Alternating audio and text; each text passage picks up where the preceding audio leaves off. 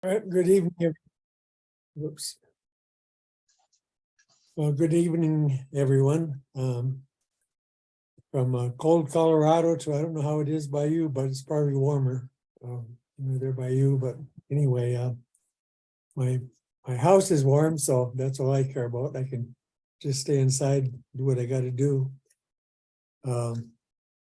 First, I'd like to say I'm just really honored to be here with all of you again.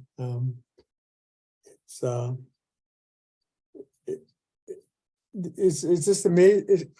I'm just like in awe when I can look at the screen. You see somebody in Australia and somebody here and somebody there. I guess my generation, I'm still in awe that this can happen. Like I can talk on my watch.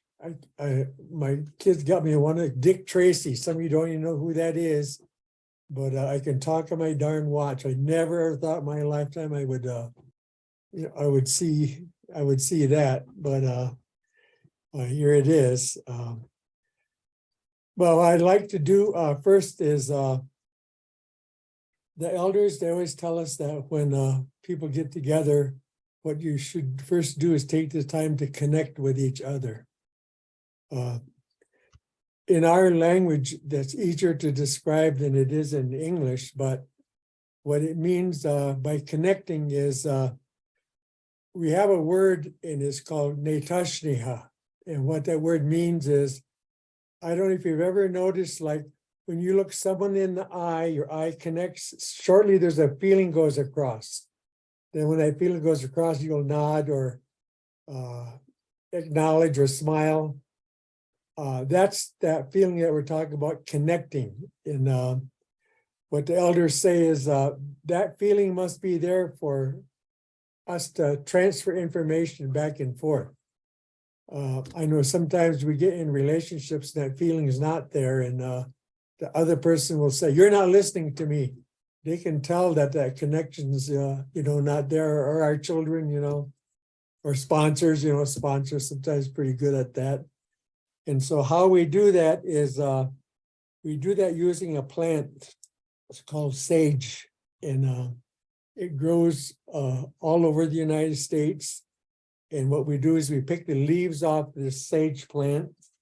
Then myself, I carry it in a little bag, kind of like this is what it looks like. And what the elders tell us is that we believe that wherever there's life, that's the creator, or God is whatever your higher power is. So the creator can be in the sage, and then it can be in a flower, can be in a tree, can be in so we believe that the creator is everywhere. And so another way of saying that is that the center is everywhere. And so what we do is we have like a shell, and then we light this sage. And how you get the medicine, the trick with plants is you need to know, how do you get the medicine out of the plant? And with this plant, it's done with you light a fire, and then it comes out in the smoke. And then you have a feather, and then underneath the feather, when you're running through the smoke, the medicine, the connecting medicine, it connects to the feather. And then when you take this feather and you throw it, then it knows no distance. So we have had done this, and people are saying, I can smell it, and they're long, long ways away. And so what it's used for is for us to connect with one another. And usually that's easiest done in our AA fellowship, because that's what we're here for, is about connecting, with one another. And so I like to start that way because my grandpa told me that's how I was supposed to do it. So I thank you for allowing me to start this meeting this way. My name is Don Coyas, and I am a member of the Mohican tribe. And our tribe in the old days was a clan system, and it still is there. So I was born for the Turtle Clan. And there's other clans, but you always take on the clan of your mom. And so my mother comes from the Turtle Clan, and so we take on her clan. Then every clan has a purpose in the tribe, what you're supposed to, that you're supposed to do. And then my Indian name is Tantanka Wambly. That name was given to me by the elders. Our Indian names are given through prayer. It means when you're given that name, it's like it guides your whole life. Like I have one daughter, her name is Kateri, and that word, it means one who does good deeds for another. And that's exactly what she does for, you can just tell she's always doing that, but that's the power of of our names. And so my grandpa always said, introduce yourself that way, because if there's some tribal member needs the services of your clan, then you'll know, because you just told him, what your clan is. And so I was taught to introduce myself that way. But above all of those names, I gotta say I'm an alcoholic. I better keep that one way top every other name, so I don't get too fancy. So I always say my name is Don. I am an alcoholic, and everyone knows, what that means. And so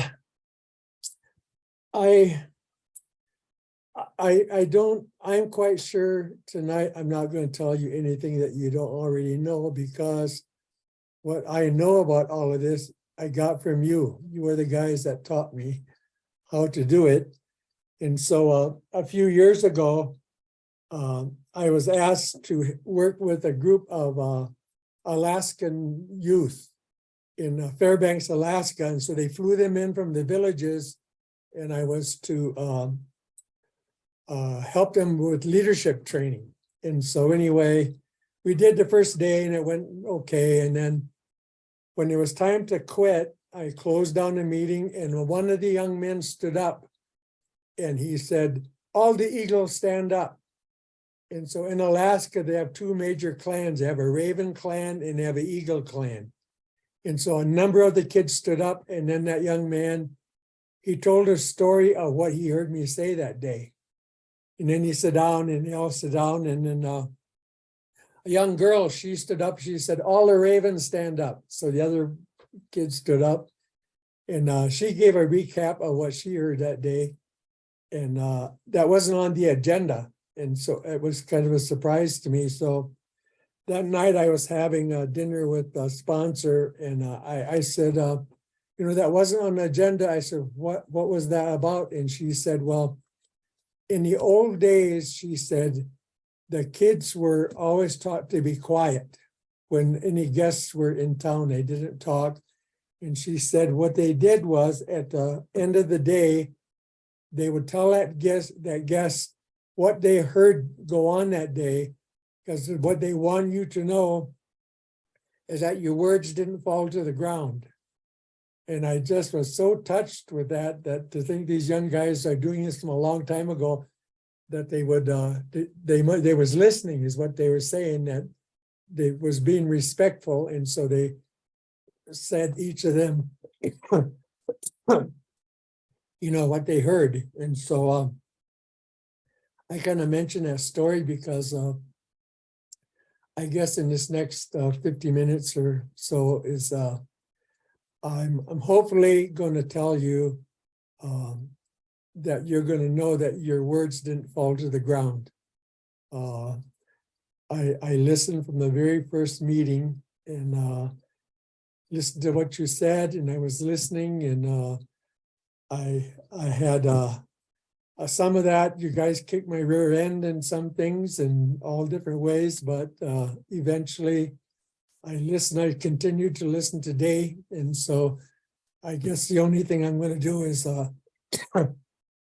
just let you know. I'm going to tell you back what you told me and how this is about staying sober. So one of the things you told me was, excuse me, was I was to share, whenever I was asked, I was to share what happened, what that's like, and what it's like now. That's what I was supposed to do. And you told me I would probably know a lot about it because I was there, except when I had blackouts. I had to go find out from somebody what I was doing because I didn't know about that. because I was a blackout drinker. And but the best way that I can tell you what happened was to tell you a story. And this story was given to me by a man named Don Pritz out of Denver.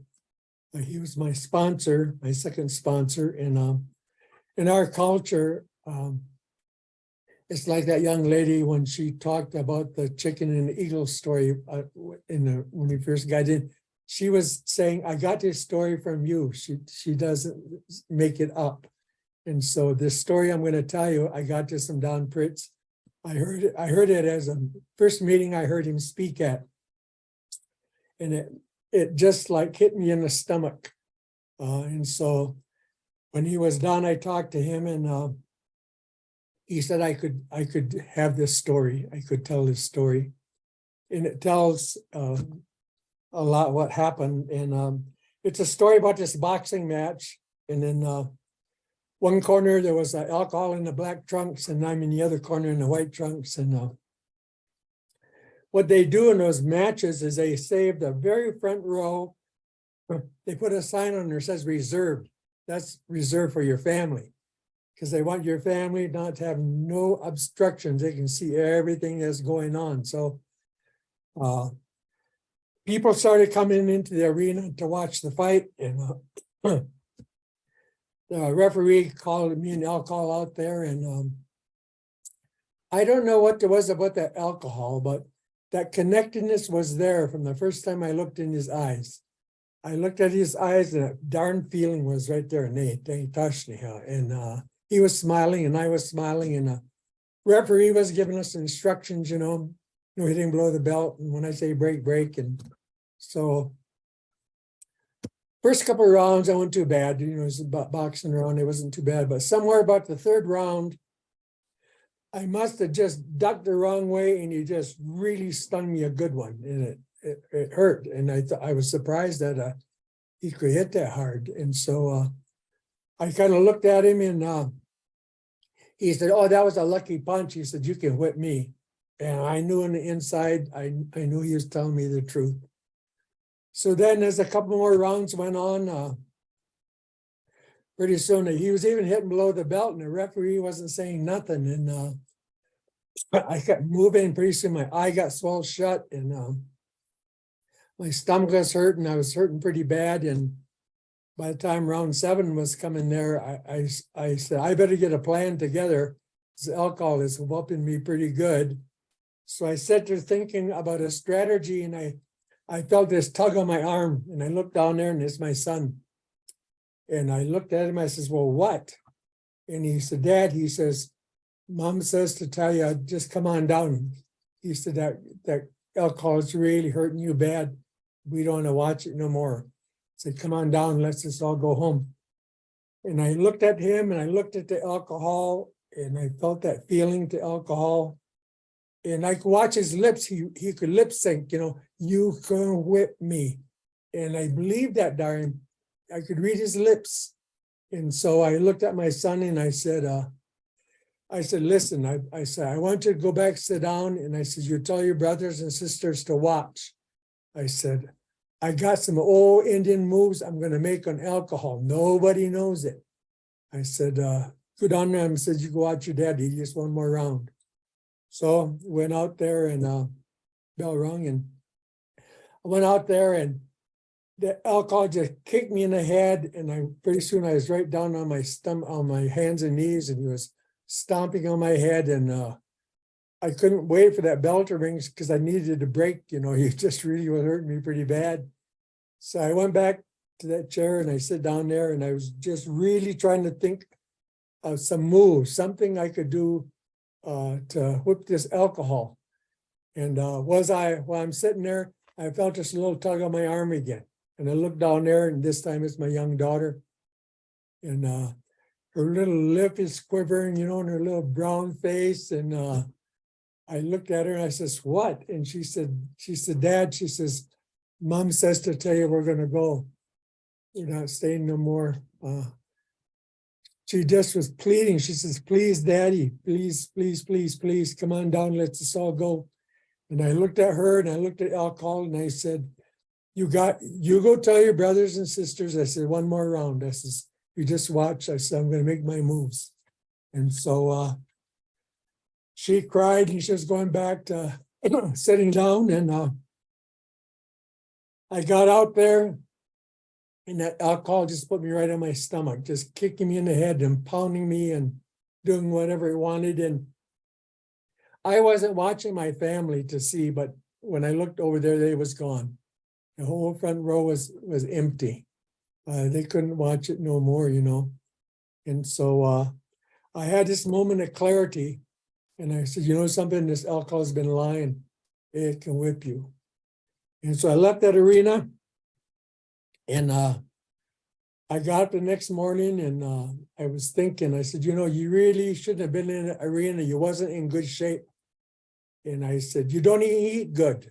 And so I said, okay, I'm going to get myself in shape, you know. So I got to exercise. I went down to Barnes and Noble, and I got me a self-help book, and I got me some flute music and a candle, you know, to help me get my act back together. And so I was exercising, eating lettuce and all that good stuff that I'm supposed to be eating to be healthy. And about a month later, I started thinking, I said, you know something, I'm in shape now. Boy, I've been eating lettuce, and I've been exercising and listening to flute music. I said, I wonder if the alcohol is there. So I went back down to the arena, walked in the door, and sure enough, there that dang alcohol was, arms on a rope. And I said, alcohol, I'm back. And he said, I knew you will be. He said, I know you got some moves that I ain't seen yet. And so I said, that's it. And so I went down towards the arena. And as I was getting through the ropes to get in there, he didn't even let me in the ropes. He just kicked me in the head as I was not looking. Jumped out of the arena and put the boots to me. And it didn't take no 10 rounds. It just took about 30 seconds, and I was out. And so I left that arena, and I had a moment of clarity. And I got up the next morning, and I started thinking, I said, you know what? I said, you know what happened was you went to the wrong bookstore. That's what happened. That was your mistake. So I go, some of you guys have been in this arena, I can tell, you know exactly what's going on here. So anyway, I went and got me a different self-help book and different lettuce and stuff, and got in shape again. And I got thinking, so I said, I'm gonna go back to that arena. And I walked back to the arena, opened up the door, and alcohol wasn't there. He wasn't in the arena. And I said, I knew it. I said, he heard I was getting in shape. The alcohol was, you know, I scared him off. But what happened was he's standing behind the door. He jumped right up behind the door and just put me down right there. 10 seconds, I was out again. And so I had a moment of clarity. And this one is a line in the big book where it says, we must fully concede to our innermost selves that we have this alcohol. And that's what I was able to do. And that was on August 10th, 1978. I left that arena. It was 44 years ago. And I couldn't believe that I would put that booze over my kids. I did. I spent the rent money, the gas money, the food money. I lied, I cheated, all kinds of stuff. I couldn't believe that I was doing that. And so the only thing that I knew was I had heard about you guys in the AA, that you knew something about not drinking. And so I didn't tell nobody I was going to go. I went down to, I found out where the meeting was, and I went and scoped it out in the afternoon, so I knew where it was. And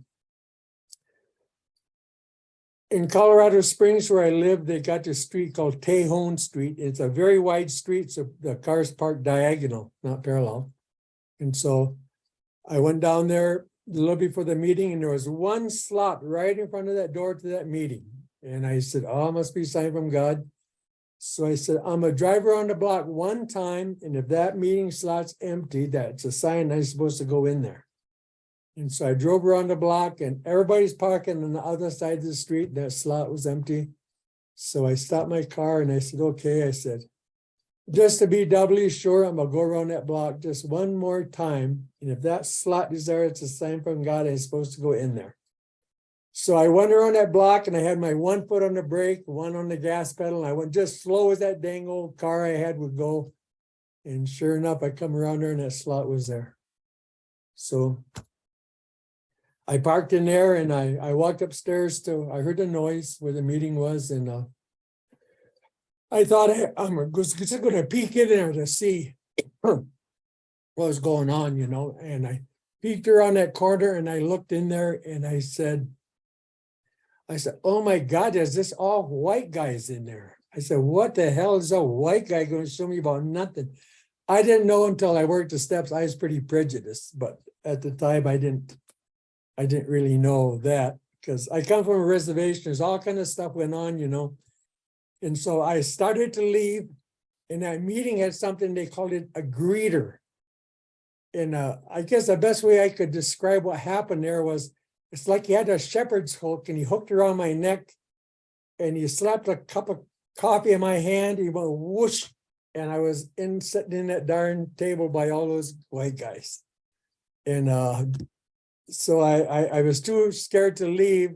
So I said, I ain't going to tell them nothing. So they went around, introduced themselves, and come to me, and I ain't saying nothing. And then the meeting started, and I don't remember a lot from my first meeting. There was like 3 things. There's a couple just irritated me. One was I couldn't believe these guys were telling on themselves about their weaknesses. They were saying how they're like selfish, and where I come from, you never would admit that to nobody, but they was telling it right out loud. The thing that made me the most upset was they were laughing all the time. Not like he. I mean, they were getting it on. Somebody would do something and there was knee slapping, and I just irritated the crap out of me because I didn't see nothing funny about nothing. But the third thing was when I left there, when I took out that meeting, there was a feeling there. I had no idea what that feeling was. I'd never felt that feeling before. And I was trying to figure it out, and I couldn't figure it out. Later on, I was to find out that's the feeling that you get the first time you ever come home. That's a feeling you get when you belong. You know what I mean? It's you go, oh my God, this is it. Never thought I would get this feeling from a bunch of white guys, like I belong there. But that's the way it was. And that feeling was so strong, I wanted to go back the second time. And I wanted to go back the third time. And I still didn't talk and I didn't say nothing, but I kept going back because I wanted that feeling. And eventually I found out that there was this big book. Then I found out you had such thing as a sponsor. Somebody would help you in this recovery. So I asked this one man to be my sponsor, Frank McKibben, his name was. He's gone to the spirit world now, but he talked to me and he agreed. And one of the things he did was he picked up his big book and he showed me how many pages. It was 164 pages. And he said, that's the AA program, and he's 164 pages. He said, this ain't a program about slipping. That's not what's part of his design. He said, if you're willing to do exactly what's in these 164 pages, he says, you'll never have to drink again. I tried everything to quit drinking. I could not. And I couldn't believe what he was saying, that there was something inside of 164 pages that if I did it, I wouldn't have to ever drink again. I was dying. I was close to death. I was in trouble with the law. All kinds of stuff was going on. My family was gone. Everything was gone. I was in trouble at work, all that kind of stuff. So anyway, that man, he agreed to be my sponsor. And so my first instructions from him was he circled 6 meetings I was to attend. One was a big book, one's a traditions. there's this one meeting where there were just these all old A guys in there, really old. They were older than Bill Wilson, for cripe's sakes. And then you go in there and they each had their own chair. So I remember I went in there and I sat in this wrong chair. They said, get out of that chair. That's Roy's chair. Well, go sit on the bench. So they each would sit the same place every time, that meeting took place. And all of us young guys, we had to sit over on a bench, it was sort of like that. But I was to go to this meeting. I was to say my name, I'm Don, I'm an alcoholic. Then he said, shut up. He said, you got nothing of any value to help anybody stay sober until you take the third step. Then he said, when you take the third step, you now got a higher power in your life. But until then, shut up. He said, don't be sharing. He was kind of a sarcastic kind of a guy. But anyway, then he took me through the steps. And he showed me on page 52, there's 9 areas I was to look at in terms of unmanageability in step 1. Then he showed me how to take those 9 areas into step 2, and I was to make 9 little mini visions, personal relationships. What would it look like if God was running my life in personal relationships and emotional nature? So he showed me how to do this thing called mind mapping, but it was a way to make 9 little mini visions. And then he took me through the whole, I call him my head sponsor. It was by that book. It was by no other book. It wasn't about the 12 and 12. He got mad at AA some years before, and he took the Monday night group and he went underground for 7 years in his basement. And he wouldn't let nobody else come in unless it was somebody he wanted to. And then in Indian country, and somebody does something, we have like a name, we name them, when they, but AA is kind of like that. There's like West Side Gary and Slippery Sue or whatever. There's all these names, And so all the locals, they named, when he went underground for that long, they named his group the God Squad. That was kind of the joke that went around. Then they surfaced. The Monday night group surfaced, and then I was sponsored by him. So he took me through that work, and I couldn't believe when I read the promises of the 5th step after I did the 5th step. And he was very adamant about the 5th step was you had to tell everything, withholding nothing. The way he would talk, he'd say, withhold nothing, you get the spiritual cookie. If you hold something, you get no spiritual cookie. But I told everything. I told about my sexual abuse, things I never, ever, ever, ever in a million years would ever talk about. I had that written down, like you guys told me, and I told another man and God and myself what went on there. And so we went through that work, and then I was taught by these guys that I had to go through that work every year. Some people don't, but in this particular group, you go through every year. So the second year I went through it with Don Pritz. He was a guy in Denver. I call him my heart sponsor. He was way, way different than how Frank was, and I went through that.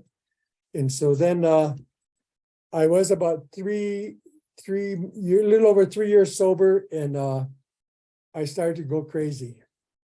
And I got judgmental in my meetings, and I couldn't read the big book anymore. And I called my sponsor. He got stupid, and I couldn't do this 11th step. I was doing my 11th step like a rosary. 24 hours in the morning, ask God, direct your thing, and divorce day, they're done. That's how I was doing my 11th step in the car driving to work. Because I overslept or whatever. And I felt I was going to drink. That's how I could, something was really, really, really wrong. And so I went to see a man, his name was Johnny Looking Cloud. And he was a Lakota man, and he was a traditional in his beliefs in the Native community, but he also was a Catholic, very staunch Catholic. But he didn't see it as 2 different ways. The way he had grown it was just all one for him. And so I went to see him, and he said, how long you sober? Exactly. And I said, well, I think it was 3 years and 3 months or something like that. And he says, oh, he said, you're right where you're supposed to be. And you're a bag of crap. The last thing you want to say here is you're right where you're supposed to be, That's not where I was supposed to be.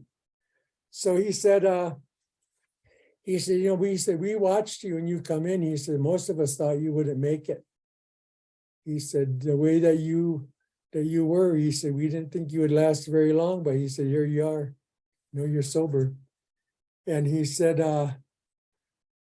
all you do is he said, I listen to you like at the coffee breaks and stuff. You're talking about this is a white man's program. And he said, you're really prejudiced, and he was talking to me like this. And he said, it's time that you bring the culture into these 12 steps. He says, it's not a white man's program. He says, this isn't about culture. It's about you not drinking.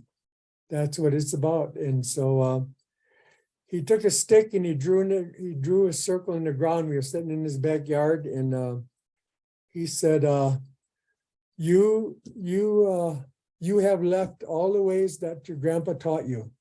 And he said, now this 12 steps is about helping you get that back. He said, what these 12 steps are about being in harmony with the Mother Earth.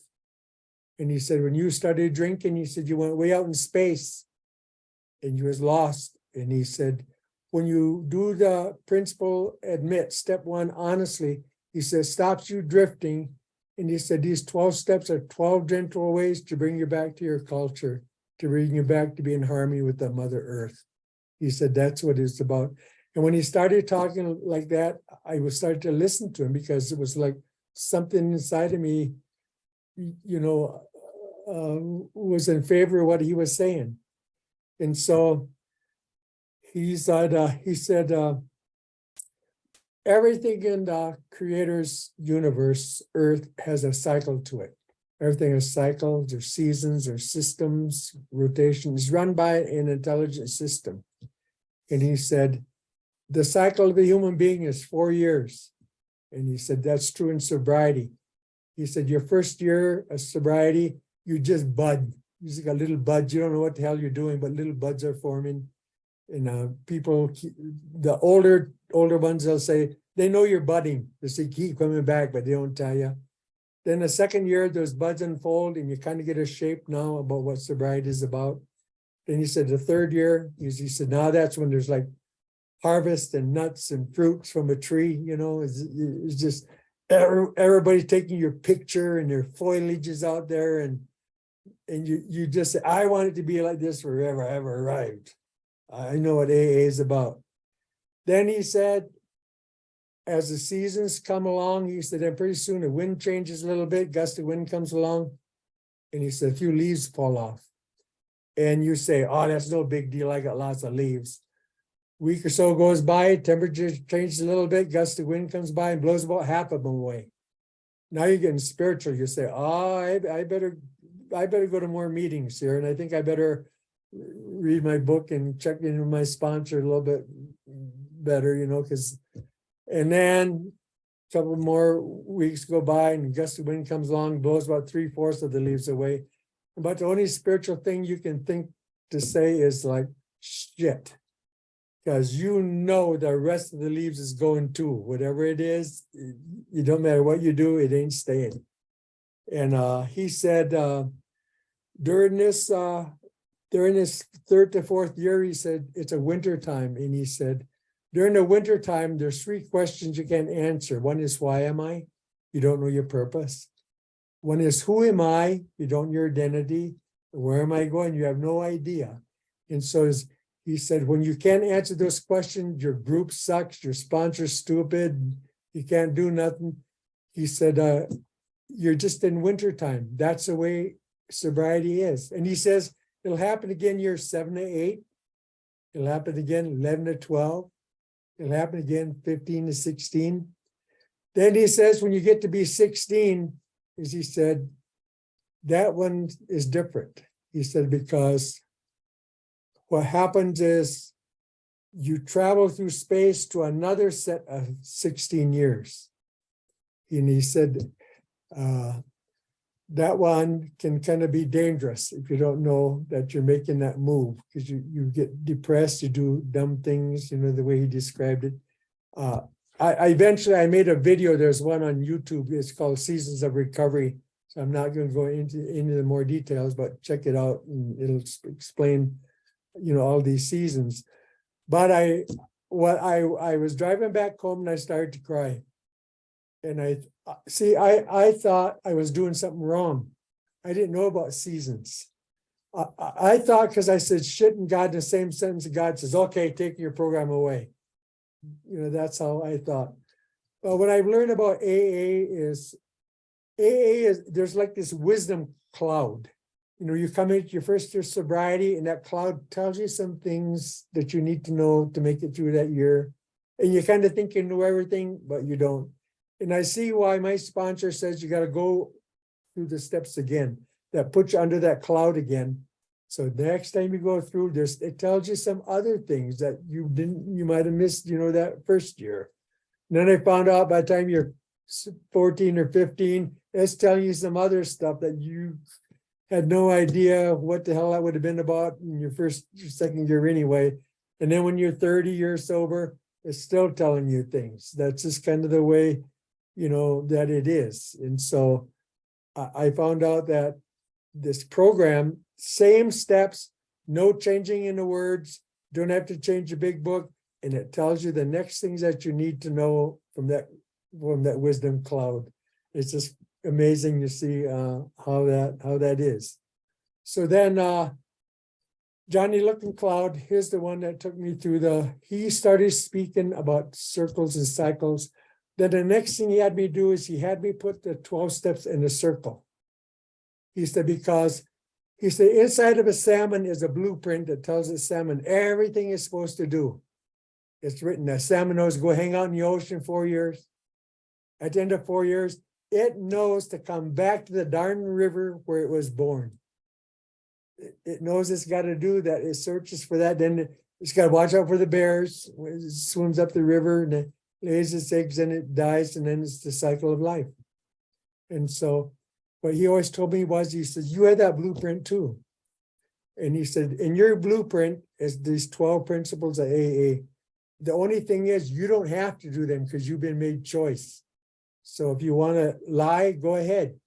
Then there's consequences, but you don't have to lie. But your blueprint is happy when you lie. That there's principle, laws, and values are written inside of you. And he said, what this program does is it helps you discover inside of you the thing you should have been listening to all along, is how he described it. And so what he taught me was the season. That's what the cloud gave me. It wasn't before, but all of a sudden it says, oh, by the way, Don, God's not mad, you're not slipping, you're in winter time. And so be aware, it's going to happen again when you're 7 to 8.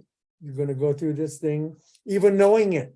It's like winter time. You can know about winter. The best thing is to believe in winter. Somebody tells you, because if you're out in your bikini in January and it starts snowing and it's 30 below, then you can't be bitching because, well, I didn't know about it, just quit whining about it, because that's the way it is. That's the way it is in recovery. There's a season that we all follow, you see, and that's the way that it is. And so then what I found out next from him is he taught me some good things about step 6 and step 7. And so, that list of defects you get out of the inventory, he taught me how to make a tobacco tie. And it's a red cloth like this, and you put it in your hand, and you take tobacco, and then you put it in this red cloth. So you make one tobacco tie for each defect. So say my defect, I got anger. So then I make that tobacco tie, and then it kind of looks like this. I tie it up into a little bundle, and every defect, I make a tobacco tie for it out of that column from the inventory. That's step 6.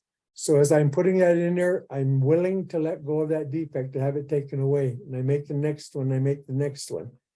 Then for step 7, you take these tobacco ties, you build a fire, like a campfire, and you take the tobacco tie and through a ceremony, you throw that tobacco tie into the fire and you ask God to take it. And it'll sit there for a while and all of a sudden it'll go poof, it'll just burst into flames. And then you take the next and ask God to take it using the fire to help him. And it does something to you when you see it just burst into flames like that. You go, whoa, maybe this stuff is really, really working. So I'll kind of close with what I learned about steps 10 and 11 from him. The key that I learned about that is, this is the way he said, the creator made a universe as polarity. Plus, minus, here, there, boy, girl, up, down. And only two places our thoughts can go. One is love and one is fear. Can't go no other place, either love or fear. So he said, when you do that morning 11th step, consider your plans for the day, ask God to direct your thinking, divorce this day from self-pity, dishonest, self-seeking motives. That is pushing you, placing you in the love system. Then it says, go think. So you don't need to, you go think. Then when you go into the fear system, there's two little flags the book says will happen. One is you'll sense irritation or doubt. What that means is you left the love system and you've drifted into the fear system. Now, what I found out was my character defects don't act alone. When I go into that fear system, I get irritated. Then irritation looks over at that bench where all the character defects are and says, hey, anger, come on in here. I think I got him going. So anger comes in there and says, oh, look at that. And then this makes me run my mouth and say something I shouldn't be saying. And he said, okay, we got him going. And then anger looks back and says, hey, justification, come on over. I think I got her going. Come on in and we'll make him feel like it's right. And by the time I get done, I got a whole damn team of character defects in there that I'm dealing with. When I first started doing this, I didn't remember to pause until late at night. And I said, oh my God, I was supposed to do that this morning. That's when I should have paused, and I wasn't remembering it. And so, the other thing I found out was with ones that I love, like football and pro football, I have a specialty team. Like with my wife or whatever, one doesn't just come, the whole team comes in, 6 or 7 defects, I just let her have it. Or I let whoever, have it. But what I found out is the pause, where that exists, it exists in the fear system. It's like a disc over in the fear system. So all I got to do when I pause and I step on that disc, at that moment, no more defects. The team is not building no more. And what I do is I ask God for the right thought or action according to the instructions in the book. And that disc floats back over to the edge of the fear system into the love system. That's how I get back there. It's through the pause. If that makes some sense. Now, how long does it take me to build a team? 15 seconds at the most. By the time I'm irritated, till I'm running my mouth, till I say what I shouldn't say, that it don't take long. A friend of mine, he made me a 10-step bracelet. And on that 10-step bracelet, he wrote those words, the first 5 seconds are golden. That means my goal is to pause in the first 5 seconds because I want to stop building the team. Because the team makes me make amends because I run my mouth, and I do all of those types of things. So I didn't know that till a cloud told me. Meetings, you guys, sharing your experience, strength, and hope.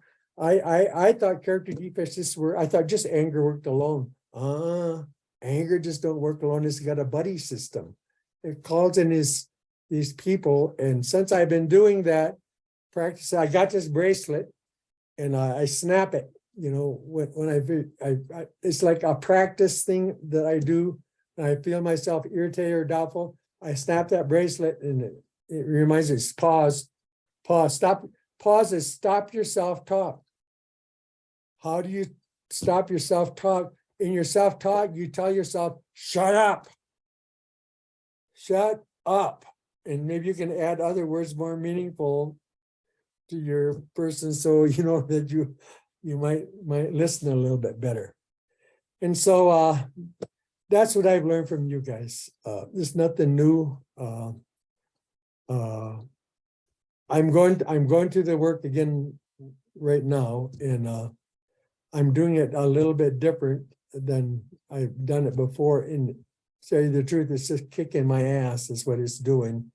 I'm seeing things that I didn't see before, and I sometimes I just have to laugh. I would think longer term sobriety would get easier, but it's not my experience.